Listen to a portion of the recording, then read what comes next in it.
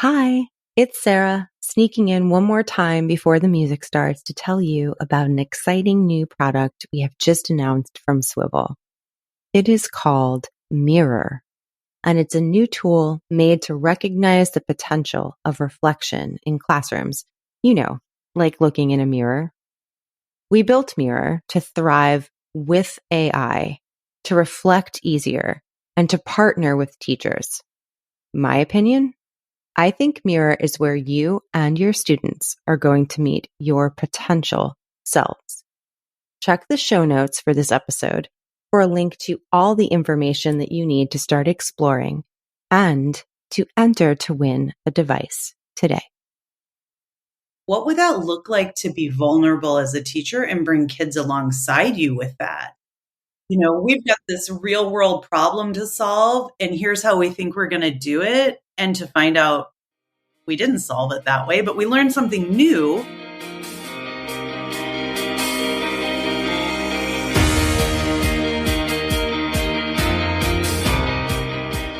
Hi, everyone. Welcome to The Optimalist, a podcast where we have set out to explore the optimal way to educate in the age of AI. If you're new here, I'm Sara Candela, your host through this exploration of the elements of human flourishing. These days, today's guest serves as the Chief Academic Officer of ProSolve. Dr. Michelle Ament is a dynamic educational leader committed to equipping learners with human-centered skills for career readiness. 27 years of experience, she transforms K-12 education through innovative learning experiences, fostering academic achievement and social-emotional growth along the way. Dr. Ament emphasizes SEL, cultivates inclusive classrooms that foster critical thinking, problem-solving, creativity, and teamwork. Her forward-thinking approach prepares students for success in an ever-changing world, ensuring that they acquire the essential skills to thrive in their careers and beyond. This is one of my most anticipated conversations to not only have, but to release to all of you as well. And I am thrilled to bring it to everybody today. I mean, sometimes you just know when you align with somebody. So I hope you enjoy this episode. For me, I've always seen myself as a learning designer, someone that designs learning experiences. And that really has been kind of my purpose throughout my career. When I started, even as a classroom teacher, it was always about really understanding my students and then figuring out what their strengths were, what some of their needs of growth were, and then designing learning experiences that met their needs. And so I think throughout my career, it's really been about that pursuit of designing learning that really meets the needs of students. And so as a classroom teacher, as district administrator, and now as a chief academic officer with ProSolve, it's really about designing those amazing learning experiences where people really don't even know they're in a traditional learning environment. They're so immersed in what is happening and that they're not even aware of what they're doing and learning as part of the process. So I like the way you're putting that, not aware of it. And I'm thinking of so many moments in my own teaching career where that was probably, I don't know if I would have put it in those words, but in the back of my mind when I was designing very specific, especially towards the end of my career in education, designing very specific learning experiences that I would probably describe now exactly how you just said it, which is I want X, Y, and Z to happen. I want this to be the experience, but I want it to feel like something else. People have increasingly, in the years since I've left the classroom, have increasingly been using and finding that language that is what they are looking for. But I think it's really hard to do. Right. Do you find what is your experience in finding how difficult is it for teachers to find their footing in that respect? And what does it take to get there? Yeah, it is difficult. And by no means do I think that there isn't intentionality in the learning design process. So the designer really knows what the goals and the outcomes, what students need to know and be able to do. But it is about tapping into creativity and figuring out how to think differently about how I've always taught these standards, these competencies, these skills. And I think at the heart of it, it's also really, really knowing your students, knowing what motivates them, what's meaningful to them. And that's going to differ depending on where you live, what the cultural background is of your students, what is the hottest, latest topic of the times. So those are all some of the things I think about as you get to really understand your learner. And that really starts with having empathy for who they are each day as they come to school. So that's the first step. And then I think some of it for teachers is also being able to just let go of some of the control and being able to take a risk and step into that space where they may fail the first time, and there's a huge amount of reflection there to figure out how to make it improve the learning and make it better the next time. And I think, to me, that's the art of teaching. And when I started my career, 25 years ago, that is what I showed up every day in my classroom to do. And I think over time, we've been so consumed with accountability measures and with standardized assessments that we've lost that art of teaching and really fallen into this transactional approach to learning. Now, I'm going to let everyone listening in on a little secret about my connection to you and how we started, I guess, this evolving conversation now, is that you talk so much on the internet out there on the web about artificial intelligence. Yes, that is something that I'm working on a lot with the work we're doing with Swivel and various projects and initiatives that we're involved in right now. And so that catches my eye, especially because all of a sudden you were in my feed one day a lot. Right. I don't know where it comes from. I'm like, and I think my first reach out to you was like, do I know you? It was. That's the universe, Sarah. Because I kept bringing us I'm not even exaggerating that I would, because it was a couple days I just kept seeing it. I was drawn to the fact that you were pairing artificial intelligence with human intelligence and you were writing thoughtful stuff. And I was like, wow, she's doing a lot of this. And I want to answer all of them. I can't reply to all of them. But then I kept staring at your name like, do I know her? Like, where is it familiar to me? I think I convinced myself that it was familiar to me. So I DM'd you and I'm like, I know you from somewhere, but maybe it was the universe just imprinting you in my brain saying, you don't know her, but you should. Right. So, I'm bringing this little background story up because you do talk a lot, and we'll share your socials and stuff at the end of this conversation, but you do talk a lot about artificial intelligence and its neighbor, human intelligence. And so when you talk about reimagining the experience of learning and the endeavor of teaching to create human intelligence, what is in your mind when you're thinking about that phrase? What does that mean now, especially now?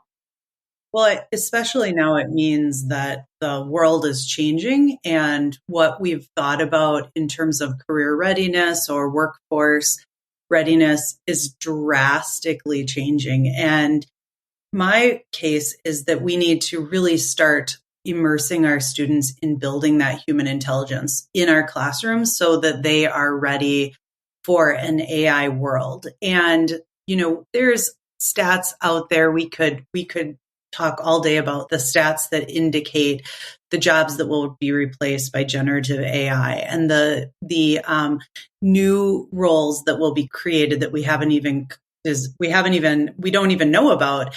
And with that, I think I'm just really focused on how do we create human intelligence? And so what does that mean? So those are the soft skills. Those are the 4 C's. Those are the things that make us uniquely human that we will continue to strengthen and build in order to be successful in the workforce going forward. And I think that we are going to shift really quick from being a knowledge-focused system that students need different understandings and knowledge to be successful in a career, and lean more heavily on the human-centered skills that you'll need to be successful in a career. And here's the thing, we've always talked about that as things that our students need to be college and career ready. But now I think it is just accelerated so great by the increase of artificial intelligence coming into our day-to-day worlds like we've never seen before. And so I see this more as an impetus for a transformation that I've been working on for many years in education. And now I see it as an accelerator for change. And that is really what I'm all about in helping people kind of wake up and think, all right, given where our world is headed, we've got to make some urgent systematic change in our day-to-day approach to learning, teaching, and assessment. Do you think that when we talk about things like college and career readiness, and then it's an adjacent term, which is like the 21st century skills, and the hold that those two concepts have had on us in education for such a long time, do you think that we are right now at this, I don't even know if it's the precipice anymore, but literally in the middle of it, at this point where we are going to need to say goodbye to those things and really figure out what is the next level? What does college and career readiness even mean?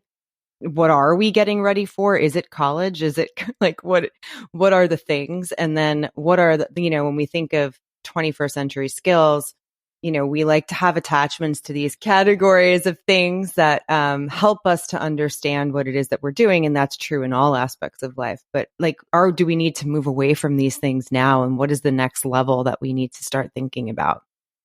Right. You bring up a really good point about categories or silos or isolating. Now is the time when we're going to learn our 4 C's. That just doesn't exist anymore. They need to be embedded in everything that we're doing. And so when I talk about being a designer of learning, it's about creating experiences where students can authentically communicate and collaborate with one another to solve real world problems. And that's the type of learning that needs to be happening in our schools, opposed to here's all the information I, the teacher, am going to provide to you today so that on Friday you can pass this exam, demonstrate that you have understood these outcomes, and then we'll move on to chapter 2 in the book. And so that paradigm shift of moving from a knowledge-based system to an experiential system is going to break down the silos of content and create more of an interdisciplinary approach. I think the other thing, though, Sara, and we talked about this, is that we start to think about reflection and metacognition in all of this, because it's one thing, kids know how to do school. They show up every day, they do school really well, and as we put them in learning experiences, they could also start to go through those motions if we don't really put some intentionality behind asking them to reflect on what they're learning and transfer that to their day-to-day lives. That's the stickiness of learning, is it comes through the reflection, the thinking about one's thinking, thinking about one's learning, and then the transfer to what's important to me as a learner. It's the reflection, and it's also layered into that is the self-awareness, and it's also awareness of one's goals, I think. And I think we use words like reflection, goal setting. They're so common, like a lot of other things that we just kind of do, maybe regularly. And this is not just related to the school experience. Like in general, we do attach ourselves to things like, reflection, journaling, things that are meant to get us thinking about ourselves and our own minds, how we work, how we don't work. But I don't know that we're so great at doing it, at knowing how to do it well, and then how to take the next step, which is what you were referring to, which is the action. You can't just state the reflection on what you've done or want to do or set the goal. You then have to think about, how, okay, well, if I want to do that, then what's the next thing that I have to do? And I think moving towards a system where we are getting more and more independent at doing these things at a higher level requires that reflection really becomes the standard, I think, for all of us. And so having teachers become routinely better at, and I guess more consistent in reflecting themselves probably is think of teachers on an individual level, then as a department, and then a building wide, what is building wide teacher reflection and then collaboration in that regard look like at scale? And to me, that starts to get really interesting, because then that can filter directly into what a classroom might look like in 5 years, where we're all thinking of reflection on whatever it is that we're doing, that we're building, that we're collaborating on. It becomes the center of kind of the mechanism that moves all of our actions forward. Absolutely. I think one of the things, as I transitioned from being in public education to being in a rapidly growing company, one of the things I had to unlearn was this almost having to know every step I was going to take and identify all the pitfalls and things that would happen and plan for them.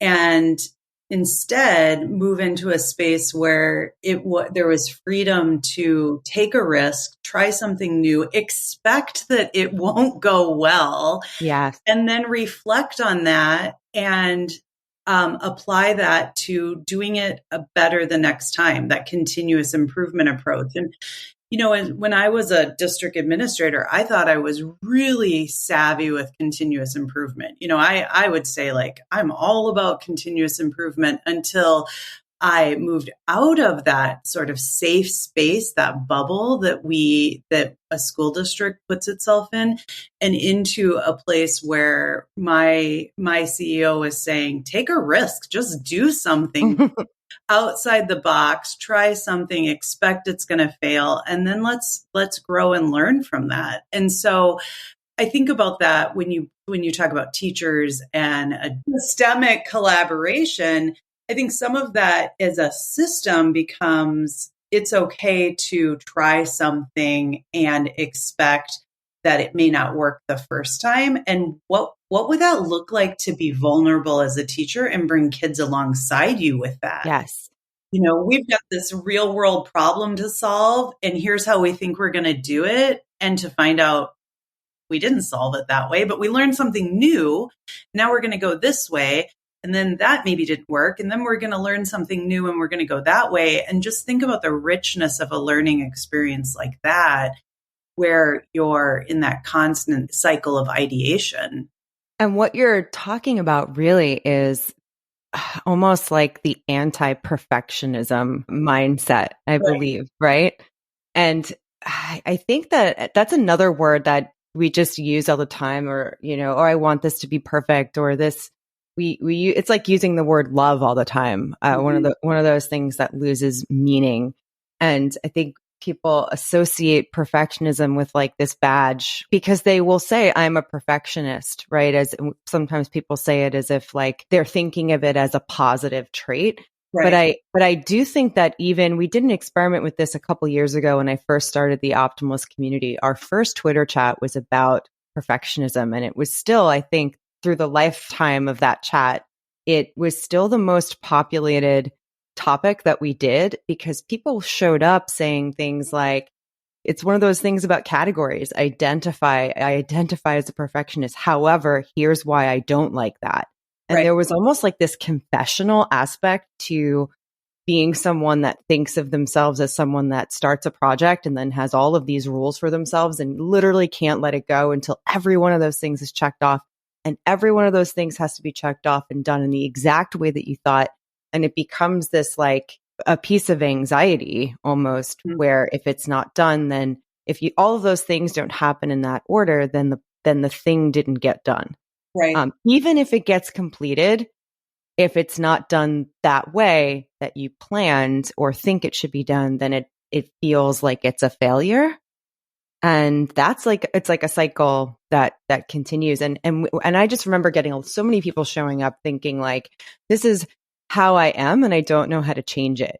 And so we did that purposely at the beginning of this journey into this, starting the optimalist community and what became this podcast and all of that, because we wanted to see what people were doing and thinking about their own work. And then how we can think about that conversation over time. Like, why are we like this? And and is it healthy for us as a society to think of perfectionism as something that is a standard when really, oh, are you ready for this, Michelle? Right. No perfectionism. Let's go to reflectionism. Mm-hmm. I like that. That's not a word, but it is you heard it here first, folks. Right.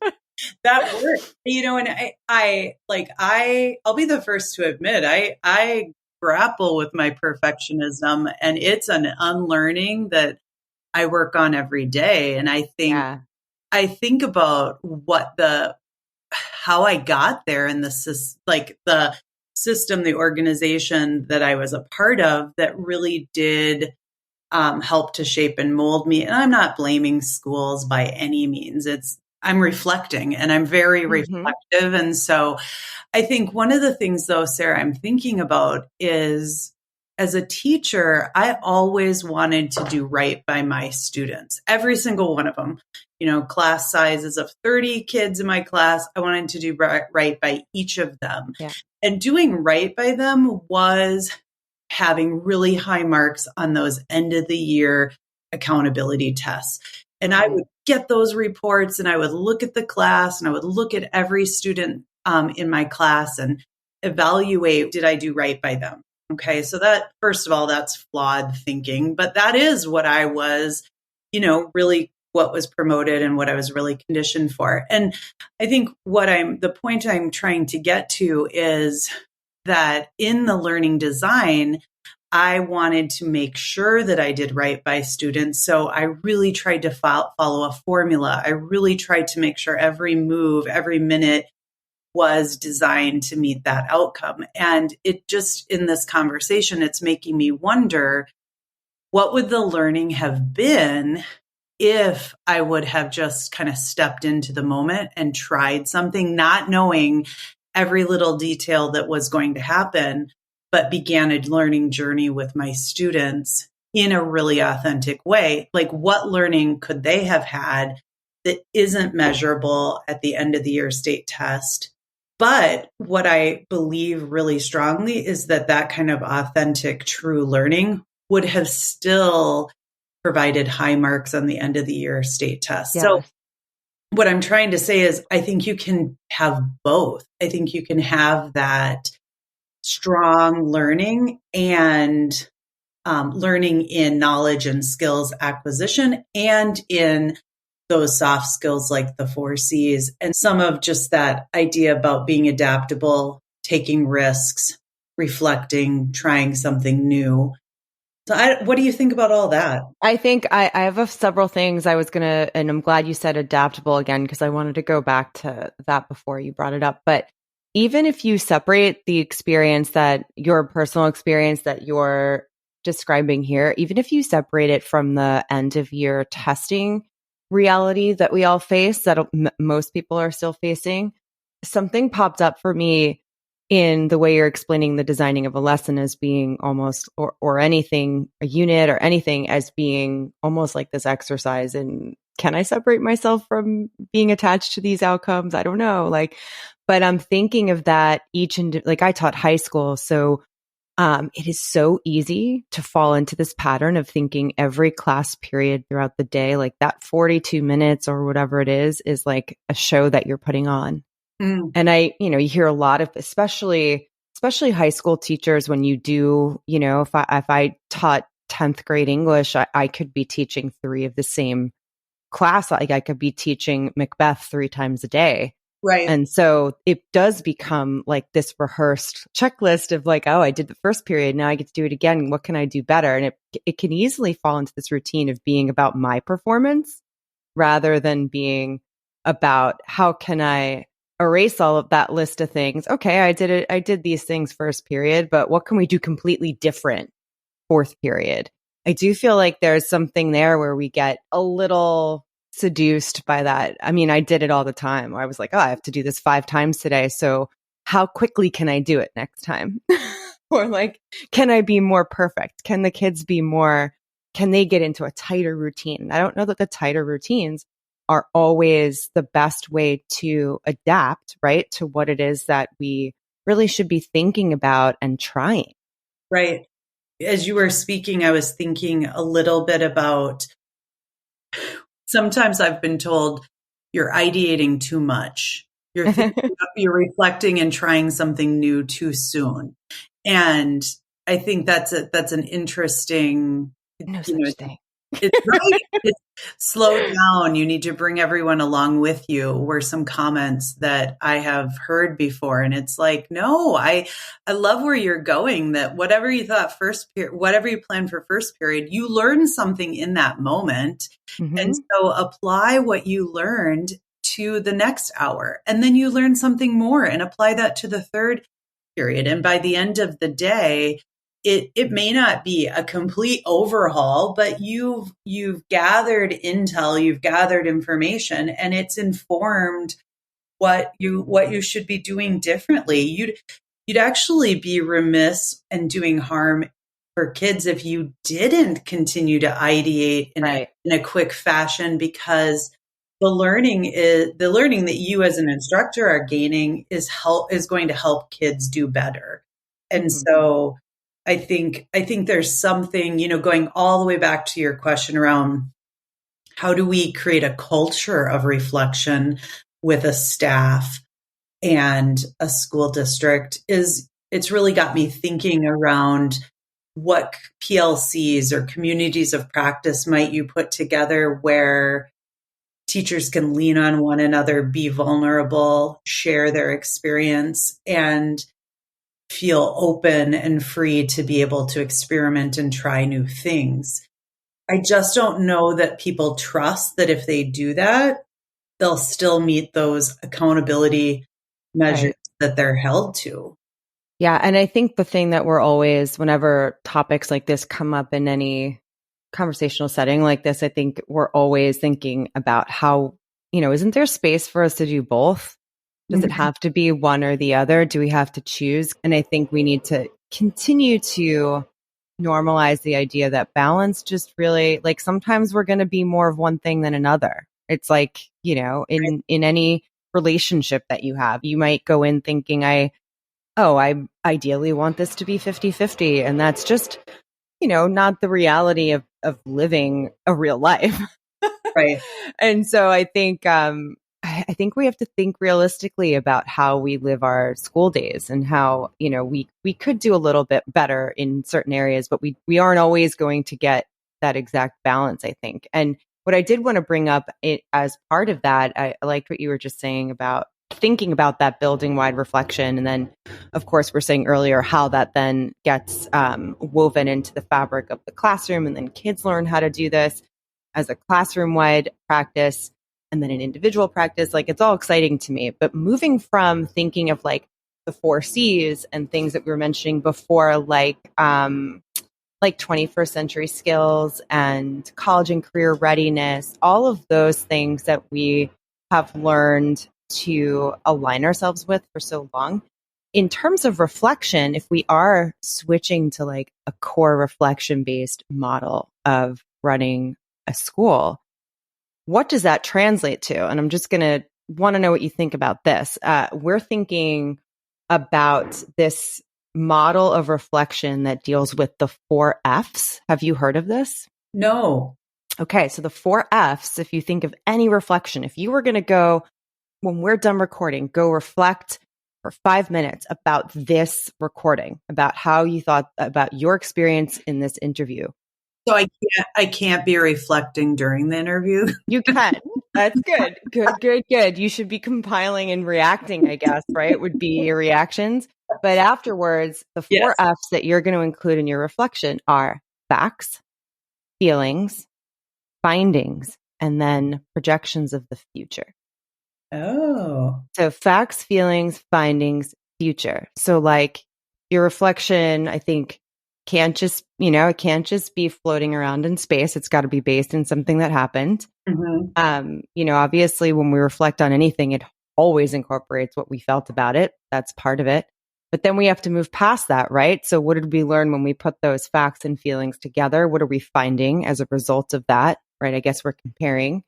And then the future really is just another way of starting to incorporate goal setting into that without using the word goal, right? What do I project for the future? What can I do? Maybe it's not a goal formally the way we would think of goals in maybe a perfectionist type of setting, but it's like, okay, well, in the future, what do I want to do differently? It could even be, what do I want to do differently the next time I reflect?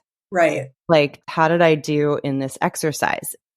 Apply that to reflecting about individually about something you just did, reflecting on, I reflect after every time I do one of these interviews, and I'm like, next time, and then I'm like, oh my gosh, I'm so bad. Tim knows what I'm talking about because he hears me record myself recording introductions and intros and outros for every episode where I'm like yelling at myself.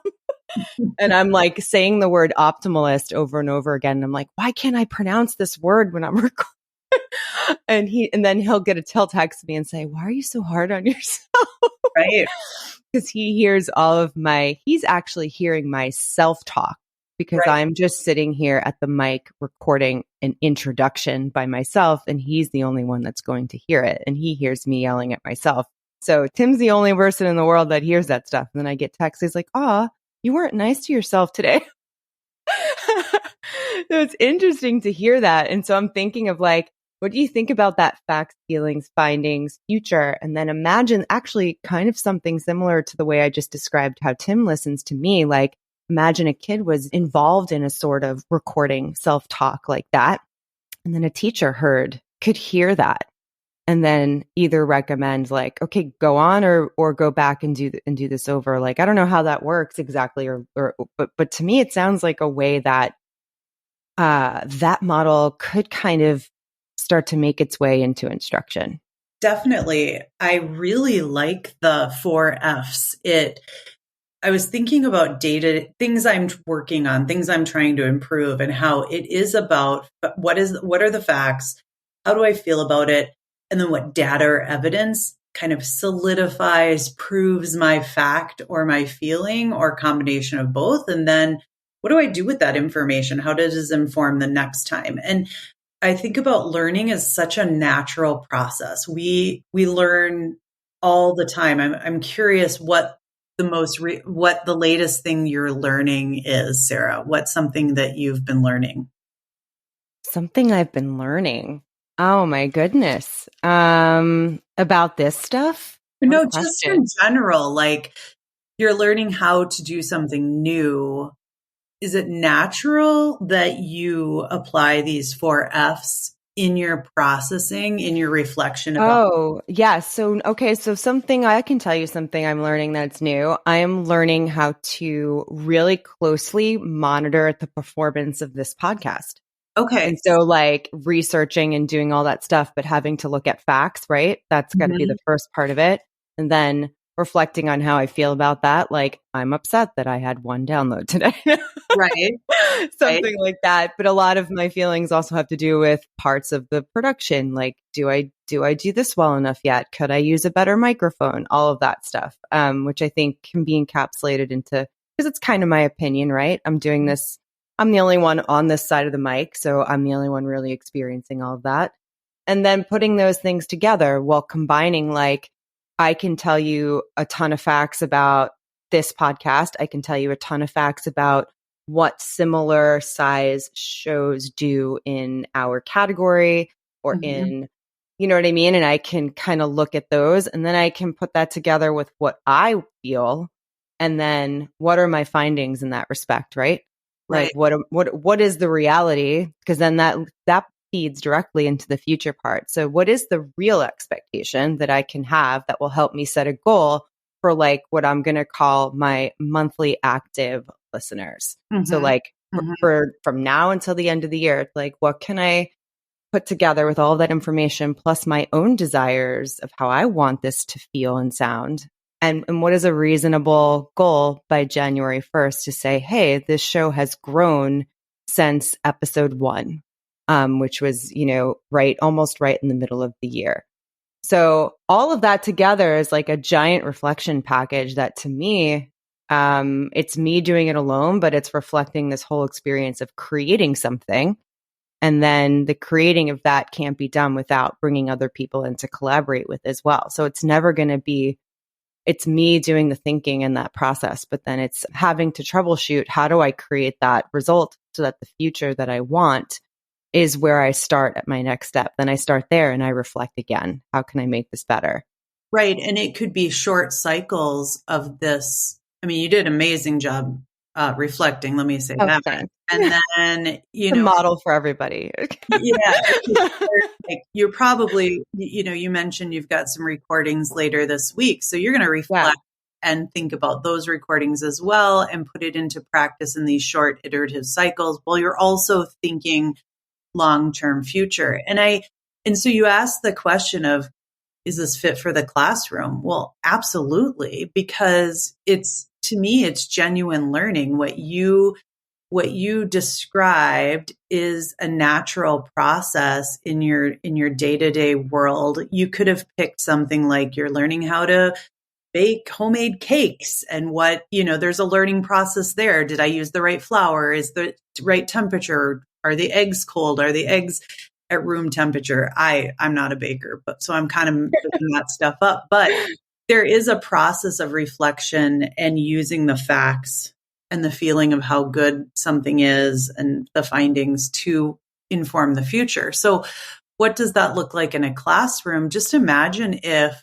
the teacher played the role of a coach or a facilitator of that reflection and gave feedback. There's your 5th F, feedback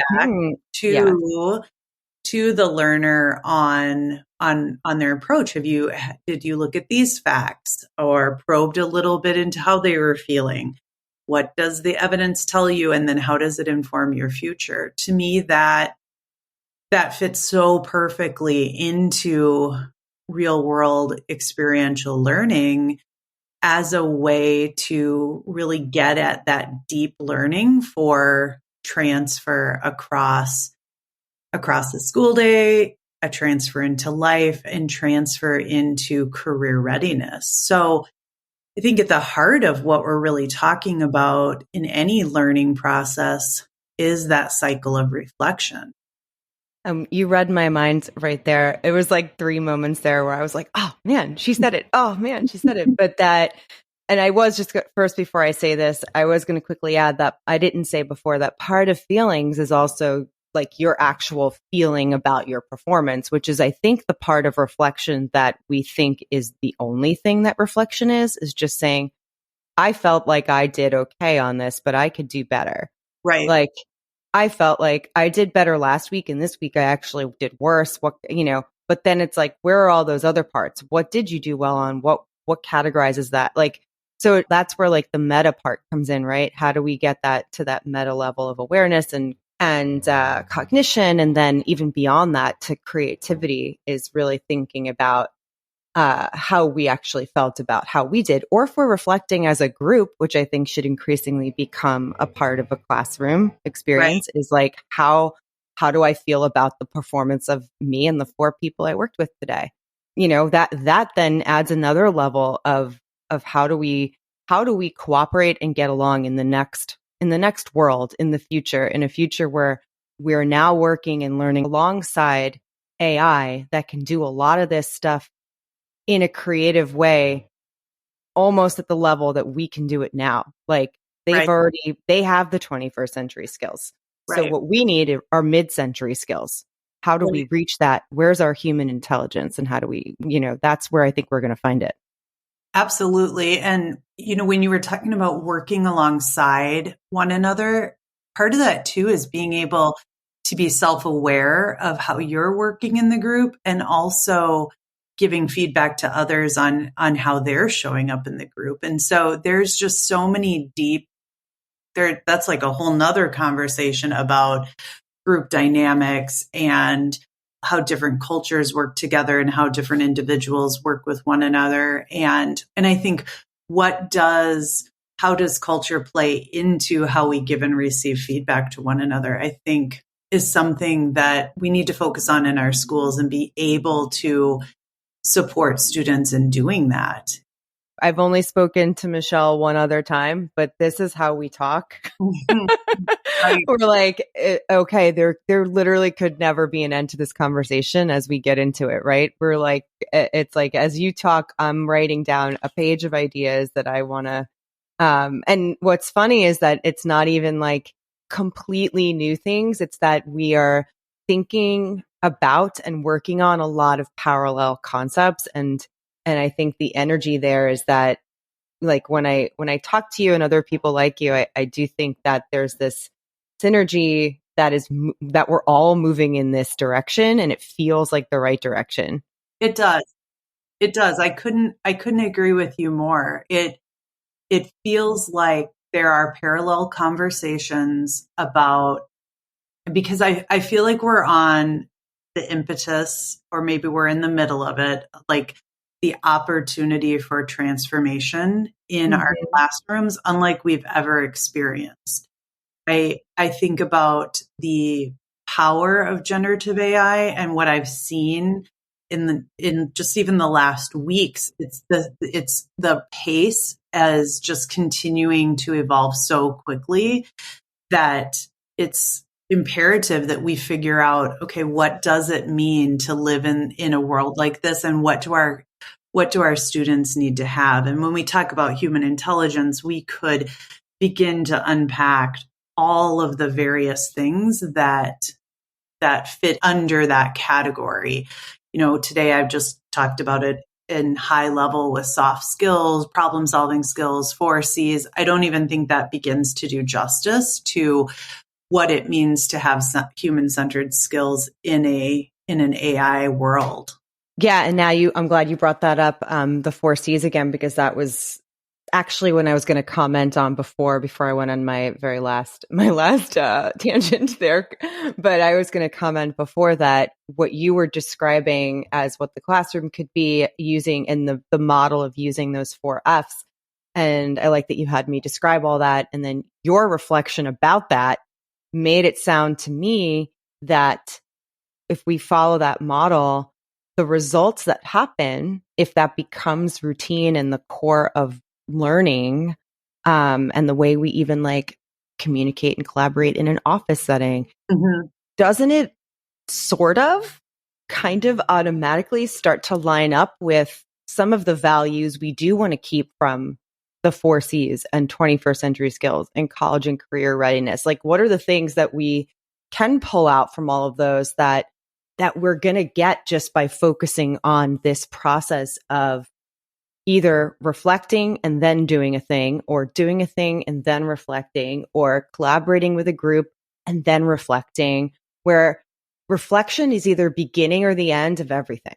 It is. It absolutely is. And I think here's what I think about sometimes is the words reflection, the word communication, the word collaboration. Like, I feel like we've used those words so much in education, and it's time to just take a moment and really unpack what those mean going forward, because it means more than just being able to talk with someone or think about what I did today. Sometimes I think that we can be so surface in how we define words like that, or what our mental model is, and taking time as an educational system to really, really drill down in what does reflection mean. And I like what you've brought forward with the 4 Fs and the feedback F too. Yes. Because I think that begins to put some context around what reflection means, because it would be really easy for us and naive of us to say, oh, you're just going to reflect. That's what's going to make a difference. You're going to build human intelligence by reflection. Well, it's much more than that, and it's much more intentional than that. And being able to help educators see the difference here between just surface level and really deep, meaningful reflection. Yeah. And because what that's going to do then is it gives each of us a chance to start really looking at ourselves and what our individual, process is, what our potential is, what it could be. And then it gives us a chance to do that as a group. It gives us a chance to get that feedback from someone else who could be our teacher. It could be other peers, and then think of a teacher who on the teacher level where they're getting that feedback from as a group. So it's like we all start to see these interconnected pieces to how we are living and growing together as a human, as like this giant piece of human intelligence, right? Like growing together into the next stage of what it means to be human on this earth, which is what we all really need to be thinking of. And it elevates what we're doing. You can do all the normal stuff that you want to and need to do in a classroom, but thinking of it with reflection as the core and adaptability as the model for that just elevates you to be able to create even more potential. Right. On individual and group level, I think. Yeah, I think one of the things that I was thinking about is how doing that is a great place to start. Like I also think that as an education system, we get a little bit overwhelmed with where to begin. It sounds, I talk about these authentic experiences that are steeped in real world problem solving. And teachers might go, oh my gosh, I don't even know how to do that. I want that, but I don't know how to do that. And so I think this idea of reflection is a great entry point for just taking time to reflect on the collaboration, on the experience that you're in. And those little moments will start to build towards really transforming a classroom or a school, a learning environment. Yeah, I think that's a perfect sentiment and choice of words to have us start winding down this conversation. Is there anything, before I ask you our couple of ending questions, is there anything that we left out? I mean, probably a lot, but anything that you want to get out there that we skipped or that you had a little placeholder in from earlier?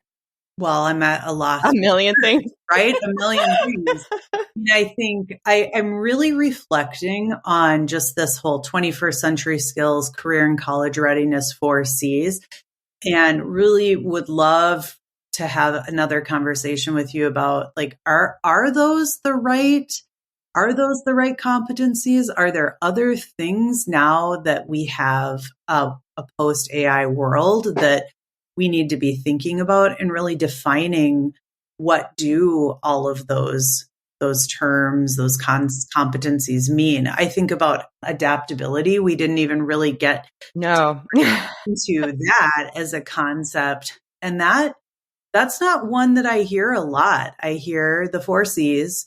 Think about, portraits of a graduate, profile of a learner. I hear 4Cs a lot, but that idea about adaptability is one that I'm really eager to talk with you more about, because I think that we're going to need that more and more with our use of AI, because I have some new information. Now I'm going to modify what my thinking was, reflect on what I learned, and I'm going to change my behavior in response to the new information. And that kind of agile thinking and that problem solving and critical thinking is one, I think, that's been left out of the 21st century skills that we've talked about. And as we look ahead to the future, I almost feel like it's going to be a leading competency that we need to have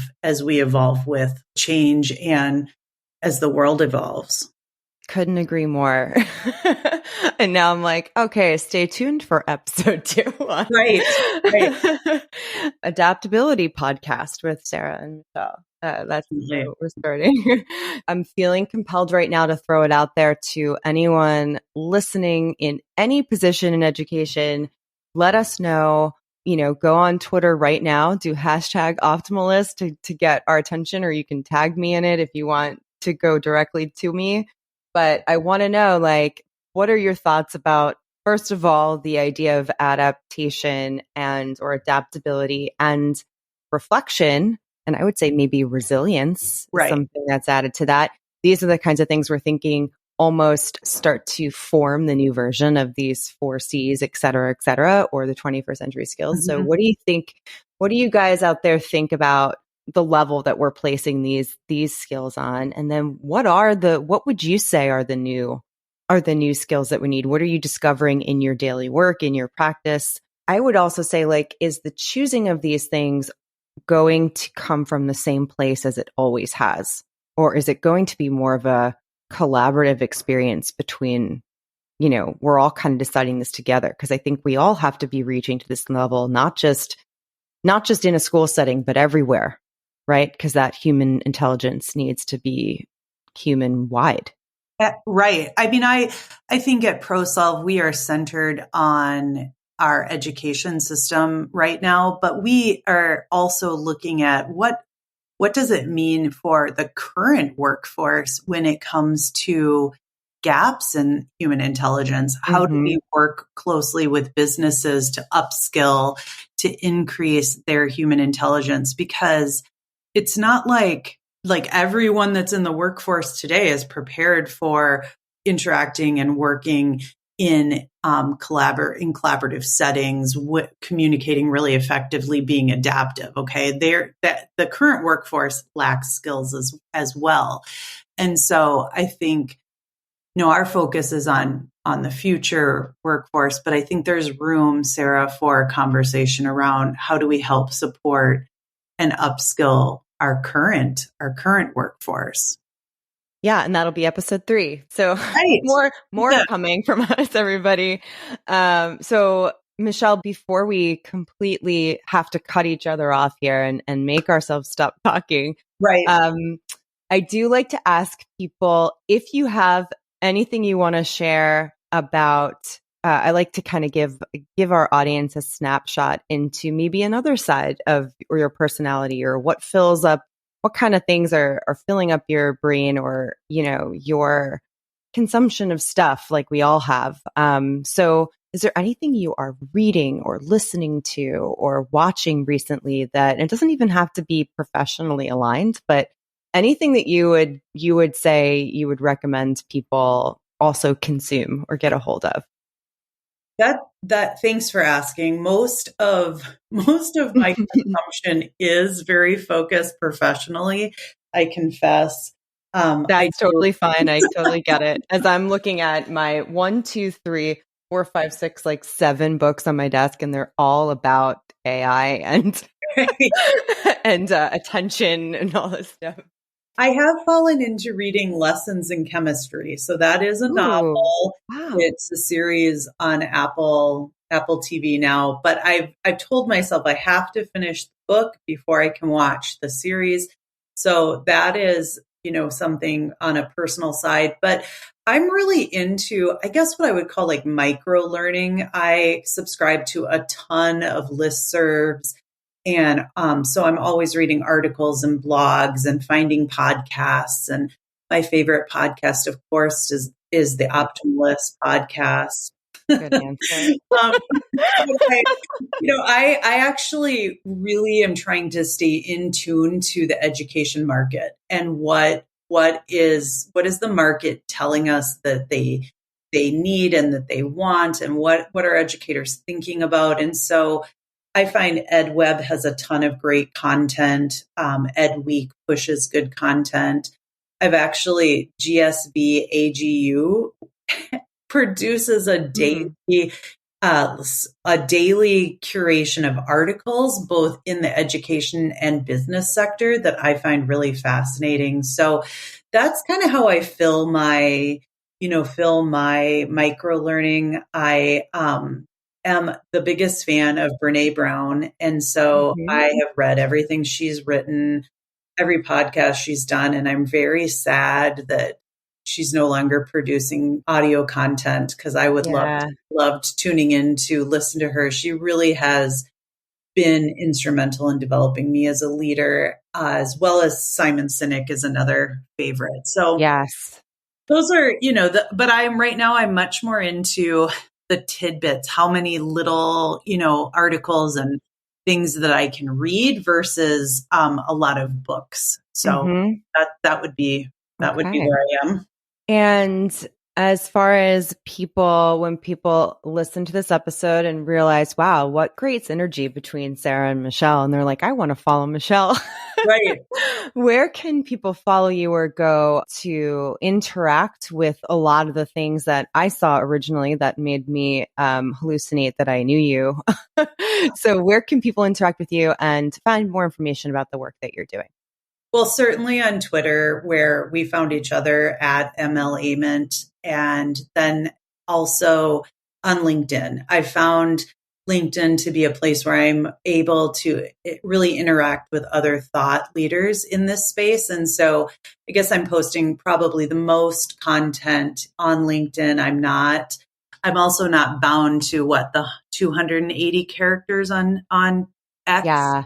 anymore. So I'm finding some freedom there, but I really, really want to expand into like TikTok and Instagram. And I kind of want to get cutting edge there. So Yeah. if any listeners are really good at that, I'd love for them to reach out to me because I just haven't taken the plunge in terms of It's hard. It's a Yeah. hard thing to commit to all of the content everywhere at once. It's a hard thing. It's why social media managers are a big deal Right. in today's, because it's more than just a post, right? It's a whole strategy. But cool.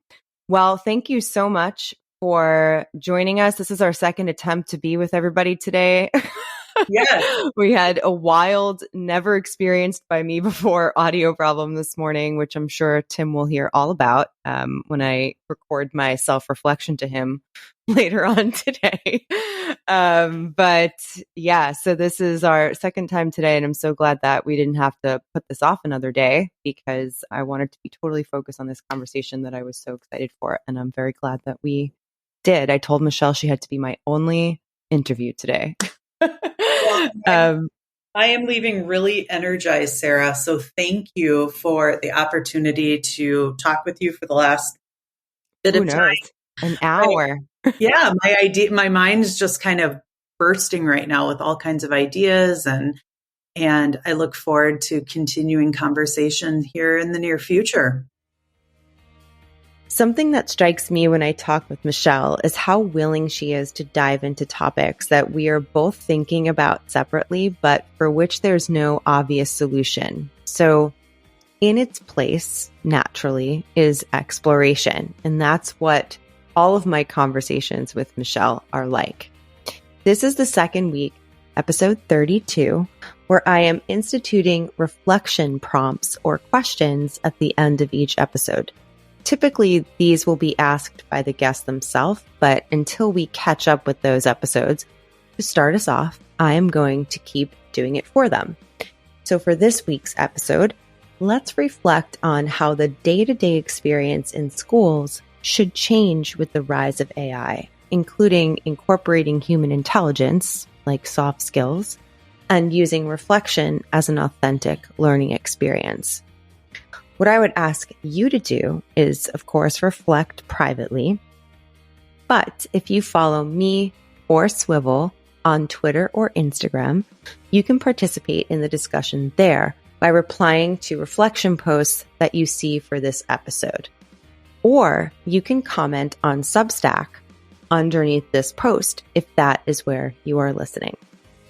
Additionally, I need you all to continue making some noise for this podcast anywhere that you listen that allows you to rate and review.